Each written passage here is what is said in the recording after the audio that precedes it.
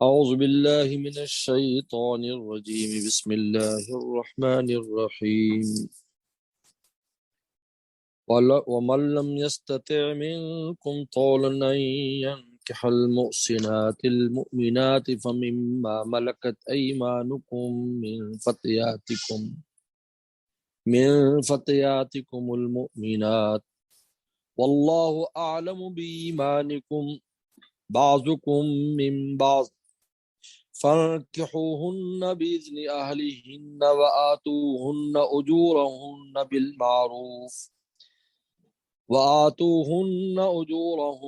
بالمعروف محصنات غير مصافحات ولا متخذات أخدان فإذا أحصن فإن أتين بفاحشة فعليهن نصف ما على المحصنات من العذاب ذلك لمن خشي العنة منكم وَأَن تَصْبِرُوا خَيْرٌ لَكُمْ وَاللَّهُ غَفُورٌ رَحِيمٌ۔ یہاں سے اللہ تعالیٰ نے لونڈیوں کے احکام کو بیان کیا ہے نکاح کے سلسلے میں کہ لونڈیوں سے نکاح کب کیا جائے اور کیسے کیا جائے۔ پہلے اللہ تعالیٰ نے آزاد عورتوں سے نکاح کے مسائل کو بیان کیا، اب فرماتے ہیں اگر کسی میں آزاد عورت سے نکاح کی استطاعت نہیں ہے، اس کا مہر نہیں دے سکتا، اس کے نان نفقہ برداشت نہیں کر سکتا، تو مسلمان لونڈی سے نکاح کر لے۔ مسلمان لونڈی کو نکاح ملانے کے لیے دو شرطیں ہیں۔ پہلی شرط تو یہ ہے کہ اس کے مالک کی اجازت ہو، کیونکہ لونڈی کسی کی ملکیت ہوتی ہے،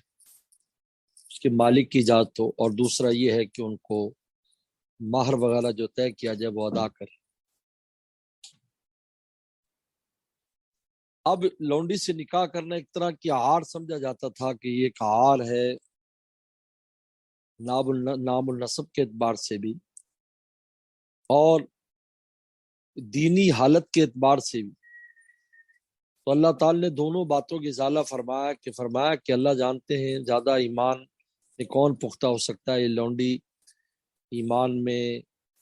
عبادات میں، اعمال صالحہ میں آزاد عورتوں سے بھی آگے ہو، آزاد مردوں سے بھی آگے ہو۔ اور جہاں تک نام و نسب کا مسئلہ ہے تو سب آدم علیہ السلام اور اماں حوا کی اولاد ہیں۔ اب وہ لونڈیاں بن گئیں کیونکہ جہاد ہوتا ہے تو اس میں جو کفار مرد عورتیں آتے ہیں قید ہو کر، وہ لونڈی اور غلام بنتے ہیں، بعد میں وہ مسلمان ہو جاتے تھے، لیکن ایسا نہیں ہے کہ اسلام لاتے ان کو آزاد کر دیا جائے، اس طرح تو سب مسلمان ہو جائیں گے سب۔ اس کے لیے اللہ تعالیٰ نے بہت سے ایسے مواقع رکھے جس میں ان کو آزاد کرنے کی فضیلتوں کا بیان، اس طرح وہ آزاد بھی ہو جاتے ہیں۔ تو لہذا نام و نسب ہو یا ایمان کا مسئلہ ہو، ان دونوں میں ہو سکتا ہے کہ وہ آزاد سے زیادہ بڑے ہوئے ہوں۔ اللہ تعالیٰ لیکن اس لونڈی سے نکاح کرنا جو ہے، اس میں چونکہ بہت سے قباحتیں اور مسائل ہیں، اس لیے کہ وہ لونڈی جو ہے وہ ملکیت ہوتی ہے، مملوکہ ہوتی ہے، لہذا جو اولاد پیدا ہوتی ہے وہ اس آدمی کی ملکیت ہوتی جس کی لونڈی ہوتی ہے، اولاد آزاد نہیں ہوتی۔ اس وجہ سے یہ اتنا پسندیدہ عمل نہیں ہے، اور دوسری بات ہے کہ وہ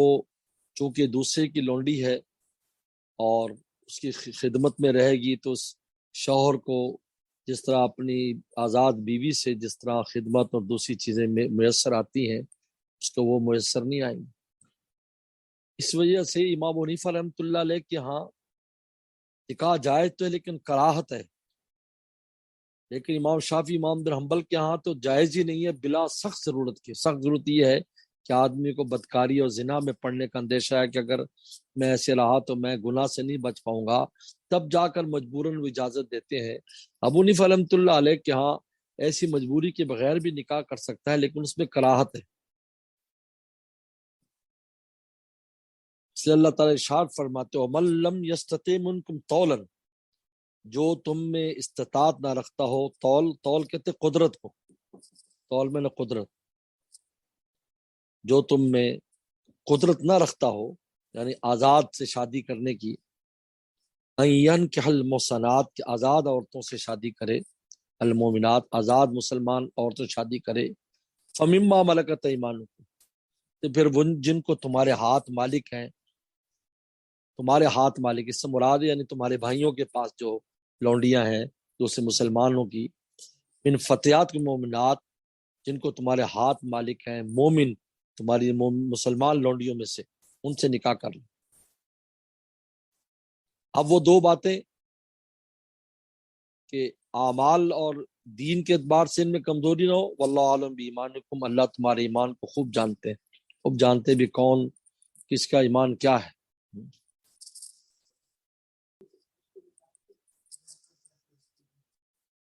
اور بعضکم من بعض، تم میں سے بعض میں سے، یہ نسب کے اعتبار بتایا کہ تم سب آدم علیہ السلام کے رمہ ہوا کی اولاد۔ فانکحوہن بإذن اہلہن، لہذا نکاح کرو ان سے ان کے مالکوں کی اجازت سے، اہلہن ان کے اہل ان کے مالکوں کی اجازت سے، ایک پہلی شرط یہ۔ نمبر 2 وآتوہن اجورہن بالمعروف، اور ان کو ان کا اجر یعنی جو مہر ادا کرو بالمعروف، جو دستور ہو اس کے مطابق، جیسے لونڈیوں کو دینا ہو اس کے مطابق۔ اب آگے فرمایا کہ محصنات، یہ پاک دامن عورتیں، پاک دامن لونڈیوں کو، کہ لونڈیاں آزاد پھرا یعنی اندر بیٹھ جاتی تھی، پردے کا نظام نہیں ہوتا تھا، پہلے وہ مسلمان بعد میں مسلمان ہوتی تھی، تو ان میں بس اوقات جو نا پاک دامنی کی بہت قلت تھی، یہ فرمایا محصنات پاک دامنی ہونی چاہیے اس میں۔ اور غیر مصافحات کہ وہ زناکار نہ ہوں، مصافحات زناکار، غیر مصافحات، صفح ہے نا وہ کہتے ہیں زنا کو، بدکاری کو، غیر مصافحات زناکار نہ ہوں، ولا متخذات اخدان، اور نہ چھپی یاریاں کرنے والی، خدن کہتے چھپا یار،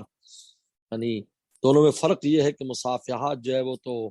عام یعنی ہر ایک سے برائی کرتی ہے، اور متخذات اخدان یہ وہ ہے جو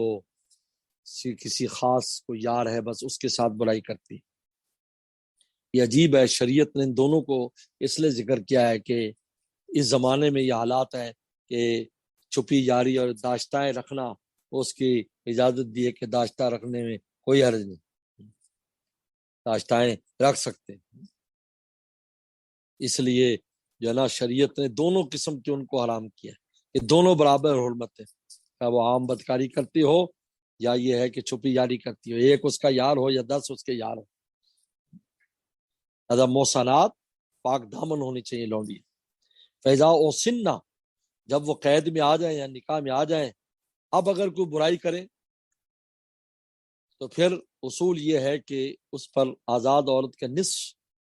جو ہے نا وہ جاری، اگر غیر شادی شدہ ہے تو اس کو 50 کوڑے لگیں گے، آزاد کو 100 لگتے ہیں، اور شادی شدہ ہے اگر آزاد عورت اس کو رجم کیا جاتا ہے، لیکن ان کو 50 کوڑی لگیں گے۔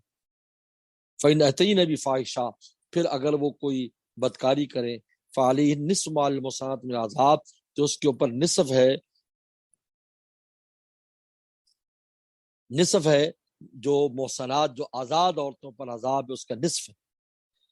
ذالکا، یہ جو نکاح کی جاتا ہے لونڈی سے، لمن خشی العنت منکم، جو تم میں سے تقلیب میں پڑنے ڈرے یعنی زنا میں پڑنے سے ڈرتا ہو، العنت یعنی زنا میں پڑنا، جو زنا پڑنے سے ڈرتا اس کے لیے اجازت ہے۔ وَأَن تَصْبِرُوا خَيْرٌ، اگر تم صبر کرو جب تک آزاد نہ ملے یا اس کے اسباب نہ بنے تو تمہارے لیے بہتر ہے، خیر لک۔ پھر بتایا کہ اس میں بہت سے مسائل خصوصاً اولاد کے سلسلے میں۔ واللہ غفور رحیم، اللہ تعالیٰ مغفرت کرنے والے رحم والے۔ اس کے بعد اللہ تعالیٰ فرماتے ہیں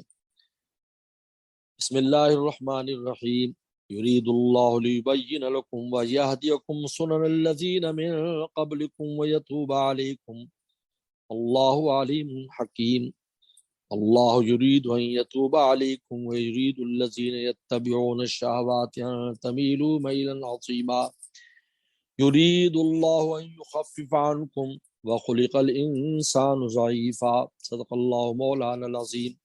اب اللہ تعالی نے نکاح کی احکام بیان کیے اور جناب سوائے 14 رشتوں کے باقی سب رشتے جہاں چاہے نکاح کر لیں، ورنہ لونڈیوں سے نکاح کر لیں۔ یرید اللہ لیبین لکم، اللہ تعالیٰ چاہتے ہیں تاکہ تمہارے لیے واضح کر دے احکام کو، وَیَہْدِیَ الَّذِینَ مِن قَبْلِکُم، اور تمہیں جو ہے راستہ بتائیں، وہ جو پہلوں کا راستہ ہے، جو پہلوں کا جو راستہ، وہ راستہ تم بتائیں، صراط مستقیم، وَیَتُوبَ عَلَیکُم، اور تم پر متوجہ ہوں اپنی عنایات کے ساتھ۔ اللہ توبہ قبول کرتے ہیں، متوجہ ہوتے ہیں، یتوب علیکم، اور تم پر متوجہ اپنی عنایات کے ساتھ، واللہ علیم حکیم، اللہ خوب علم اور حکمت والے ہیں۔ واللہ یرید ان یتوب علیکم، اللہ چاہتے ہیں ان یتوب علیکم کہ تم پر متوجہ ہوں، تم پر عنایات کریں، اپنی رحمت کریں۔ ویرید الذین یتبعون الشہوات، اور وہ چاہتے ہیں وہ لوگ جو شہوتوں کے پیچھے لگے ہوئے ہیں، ان تمیلوا میلا عظیما، کہ تم بہت دور جا پڑو، تمیلو تمہارا میل عظیم، یعنی رائے طریقے حق سے اور صراط مستقیم سے دور ہٹ جاؤ، تمیلو ایسے مائل ہو جاؤ، دوسری طرف مڑ جاؤ، میل عظیما۔ یعنی یہ کون لوگ ہیں؟ یہ یہود ہیں، یہ مجوس ہیں، یہ نصارہ ہیں، جن کے عورت کے مسئلے میں جو ہے اتنا عورت ان کے ہاں اثاثہ مشترکہ ہے، یہ سب استعمال کریں اس کو، ماڈرن بھی اور قدیم بھی، جدید دونوں میں یہی ہے، جدید میں بھی یہی ہے، قدیم میں بھی یہی، جدید دور میں تو ہے ہی، وہ کہتے ہیں مشترک اثاثہ ہے، سب اس سے لذت لیں، مزے لیں۔ اور قدیم میں بھی یہ تھا کہ محرموں سے نکاح کرتے تھے، شادیاں کرتے تھے۔ حقیقی جو یہ مجوسی تھے وہ تو حقیقی بہن اور بھتیجی بھانجیوں سے بھی نکاح ہو جاتا تھا، اور جو یہ تھے دوسرے یہودی تھے، وہ جو ستیلے بہن بھائی، یہ وہ ستیلے مرادی تھے، ان سے نکاح کر لیتے تھے۔ اور عیسائیوں کے ہاں تو اب کوئی چیز ہی نہیں ہے۔ تو یہ مراد ہے کہ وہ لوگ چاہتے ہیں کہ تم رائے حق سے دور جا پڑو اور بدکاریوں میں مبتلا ہو جاؤ، لیکن اللہ تعالی نے تم پر واضح کر دیا کہ یہ تمہاری جو ہے طبیعی ضروریات کو جائز، اچھے طریقے پر جائز قرار دیا۔ یرید اللہ یخفف عنکم، اللہ تم پر تخفیف کرنا چاہتے ہیں، ہلکا بوجھ ہلکا کرنا چاہتے ہیں۔ وخلق انسان ضعیفا، انسان ضعیف پیدا ہوا ہے، انسان میں بے صبری ہے، انسان میں جو ہے وہ اپنے آپ کو قوت برداشت نہیں ہے، انسان اپنی شہوت کو اور دوسری چیزوں کو روکنا مشکل ہے، اس لیے اللہ تعالیٰ نے تخفیف کر دی اور سارے احکام تمہارے لیے بیان کر دیے تاکہ تم شریعت کے راستے پر آسانی سے عمل بھی کرو اور تمہاری طبی تقاضے بھی پورے ہوں، حلالی اولادیں پیدا ہوں، تمہارے لیے صدقہ جاریہ بنے، گھروں میں راحت ہو اور سکون ملے۔ اس لیے اللہ تعالیٰ نے سارے احکام تمہارے لیے واضح کر دیے اور بیان کر دیے۔ وآخر دعوانا ان الحمد للہ رب العالمین۔ السلام علیکم۔